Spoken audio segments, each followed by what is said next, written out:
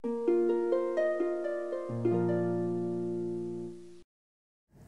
Assalamualaikum warahmatullahi wabarakatuh. Ketemu lagi di vlog Juru Baca dengan saya Hasan Asbahani. Ada beberapa jenis buku puisi yang penggolongannya mungkin berbeda dengan jenis sastra yang lain, novel misalnya. Itu jelas ya, satu cerita, satu buku ada yang membatasinya minimal 20.000 kata, ada yang 30.000 kata, dan pemberian namanya juga macam-macam ya, ada novela, novelet. Tapi intinya adalah satu buku ceritanya selesai, terdiri dari beberapa bagian atau beberapa bab, atau bisa bersambung, atau tapi selesai satu buku. Dia bisa saja ada buku lain yang bersambung, misalnya novelnya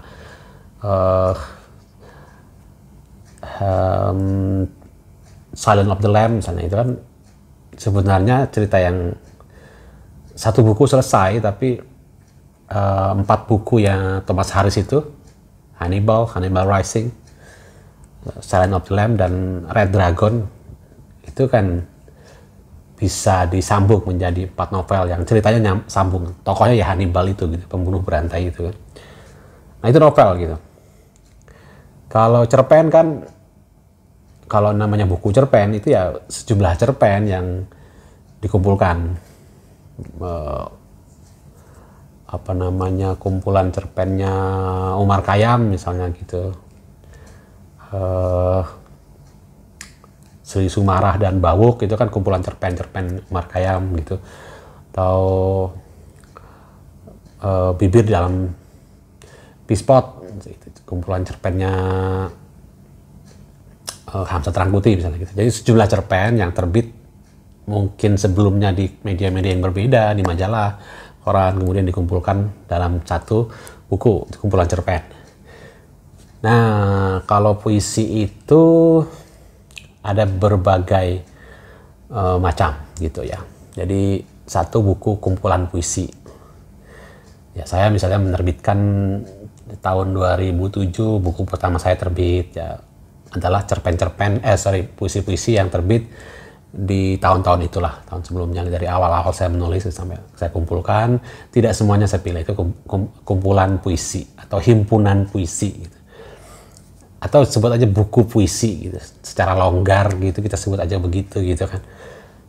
Itu ya kalau kita punya sejumlah puisi yang cukup gitu, dan rasanya bisa aja pertimbangannya adalah karena saya udah punya setahun nulis saya terbitin gitu, atau 2 tahun atau 3 tahun terbitin gitu, nggak ada ketentuan yang harus berapa tahun sih gitu, nggak ada ketentuan itu gitu. Tapi kalau kita yang menentukan sendiri, kalau kita ngerasa ada sesuatu yang wah ini harus dibukukan nih gitu, ya terbitin aja gitu dengan cara apapun lah, mau cara indie, mau dikirim ke penerbit besar, atau ikut sertakan lomba juga boleh gitu. Nah itu kumpulan puisi. Ada juga yang namanya karya terpilih atau selected poems gitu. Nah itu biasanya pengarang-pengarang yang udah punya nama gitu, punya posisi dalam dunia sastra di negaranya gitu. Dia atau orang lain akan memilih dari karyanya, sejak kapan dia muncul namanya sebagai penyair misalnya gitu, sampai di tahun berapa yang ditetapkan gitu. 10 buku misalnya. Nah dari 10 buku itu mungkin satu bukunya 50 puisi, berarti ada 500 puisi. Nah dia kemudian memilih, namanya juga karya terpilih ya. Jadi dia memilih itu terserah mau 50 atau 100 dari 500 itu gitu sebagai karya terpilih. Nah itu lazim diterbitkan karya terpilih dari seorang penyair itu gitu loh. Itu yang kedua untuk puisi ya. Jadi satu karya kumpulan puisi aja gitu yang terbit setelah menulis sekian lama, sekian tahun begitu. Yang kedua adalah karya terpilih, kumpulan karya terpilih gitu. Setelah sekian lama menghasilkan sekian buku, kemudian dari masing-masing buku itu dipilih lagi untuk menghasilkan karya-karya terpilih. karya-karya terbaiknya dan terpilih. Kayak kalau musisi itu kayak the best lah gitu ya, setelah menghasilkan 3 atau 4 album gitu, kemudian diambil lagu the bestnya gitu. Kalau musik kan begitu. Ada lagi buku puisi yang complete work, karya lengkap. Bukunya Hairil yang dieditori oleh Pak Musuk NST itu, buku Aku Ini Binatang Jalang itu sebenarnya karya lengkap tuh. Seluruh karya Hairil ada di buku itu gitu. Atau Gunawan Muhammad tahun berapa, 2009 atau 2010 gitu, menerbitkan karya lengkap 40 tahun dari awal dia muncul sebagai penyair sampai pada tahun itu diterbitkan, seluruh karyanya dikumpulkan dalam satu buku. Itu namanya karya lengkapnya dia gitu. Terus kesini lagi dia masih menghasilkan karya kan, jadi sampai pada tahun ketika buku itu diterbitkan itu adalah karya lengkap. Sekarang tentu tidak lengkap lagi, jadi kalau mau membuat satu karya lengkap lain maka ditambahkan lagi beberapa puisi dari karya lengkapnya itu gitu. Tapi GM rasanya belum pernah menerbitkan selected poem, karya terpilihnya gitu. Harusnya setiap penyair-penyair kita yang punya tempat, yang harus dibaca, yang sudah menyumbangkan karya puisi yang memperkaya puisi Indonesia, kalaupun kita susah mendapatkan bukunya atau karya lengkapnya, mungkin perlu diterbitkan karya terpilihnya gitu. Karya terpilihnya Asrul Sani, karya terpilihnya Sitor Situmorang, karya terpilihnya Rifai Afin gitu, perlu tuh diterbitin. Mungkin tidak perlu banyak, dalam bentuk buku kecil gitu berisi, ya saya rasa 20 atau 25 puisi cukup lah. Dipilih dengan benar-benar terpilih ya gitu, dengan pembacaan, pencapaian dan keragaman tema yang diucapkan dan keragaman cara ucapnya gitu, penting untuk diterbitkan. Dan kita jarang sekali, langka menerbitkan karya-karya terpilih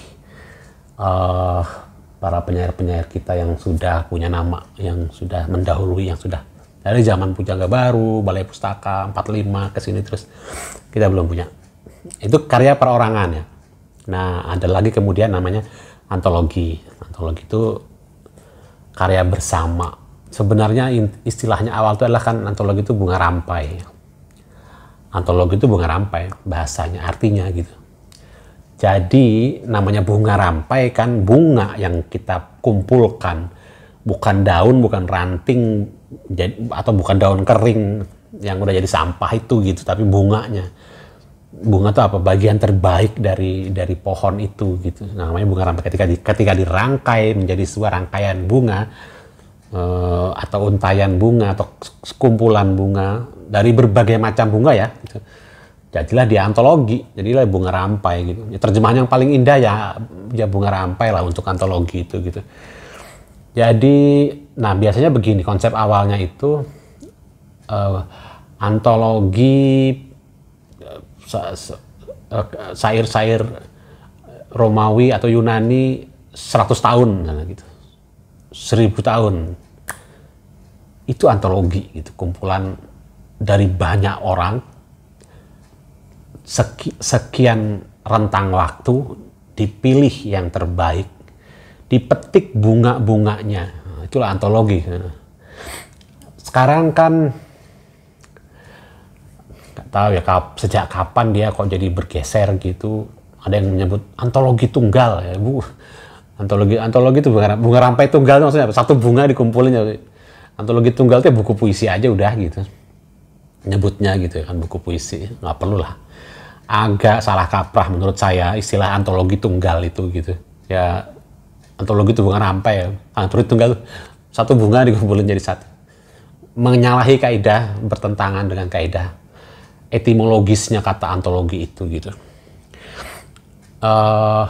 Sekarang banyak banget ya antologi yang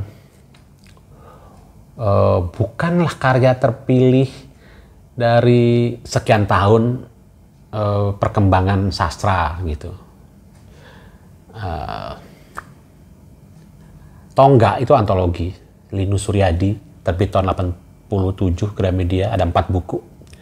Dia memilih dari penyair-penyair kelahiran tahun 30-an gitu, Balai Pustaka deh kayaknya. Terus sampai penyair-penyair yang lahir atau yang berkarya tahun 87-an ketika buku itu terbit. Itu antologi, dia memilih sejumlah karya, ada yang menolak ikut, ada yang lepas dari catatannya atau pengamatannya mungkin gitu. Tapi sejauh ini itu karya lengkap, karya yang lumayan lengkap mewakili perkembangan sastra Indonesia sampai tahun 87. Kemudian ada Khori mencoba membuat antologi tahun 2000 dan lain-lain begitu, atau sebelumnya Laut Biru Langit Biru itu antologi sastra campuran antara puisi dan cerpen ya, yang dibikin oleh Aib Rosidi. Nah itu antologi. Sekarang kan banyak sekali penyelenggaraan antologi yang mengundang orang untuk menulis karya terbarunya gitu dengan satu tema misalnya gitu. Yang paling konsisten itu kayaknya dari Negeri Poci itu kan sudah berapa tahun ya, puluhan tahun, belasan tahun, tiap tahun membuat dengan tema-tema tertentu gitu. Orang mengirim karya sesuai tema itu, diseleksi, diterbitkan, dan terbitlah antologi tahunan dari Negeri Poci yang paling konsisten menurut saya gitu. Jadi ya kalau konsepnya begitu, tetap itu adalah bunga rampai yang sah gitu, karena dari berbagai orang mengirim sesuai tema, kemudian dipilih oleh kurator gitu, ada yang lolos, ada yang enggak gitu. Seketat apa pemilihannya, itu yang menentukan wibawa sebuah antologi. Harusnya kita menghasilkan banyak antologi yang baik begitu. Misalnya antologi tematik, tapi dibalikin ke konsep awalnya antologi itu. Apa itu? Dipatok batas waktunya, dicari. Jadi bukan diundang orang gitu, tapi dicari. Itu penting untuk melihat perkembangan puisi di negeri ini pada tema-tema tertentu misalnya gitu. Misalnya antologi puisi cinta dari tahun sekian sampai sekian gitu. Cari, ya tantangannya adalah mencari bahan-bahan yang dokumentasinya itu yang sulit gitu.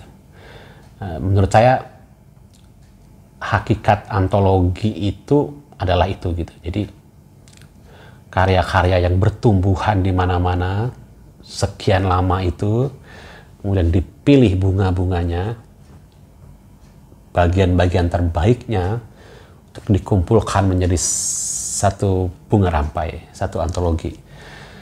Nah itu konsep antologi seperti itu gitu. Tapi tentu saja yang banyak dilakukan sekarang itu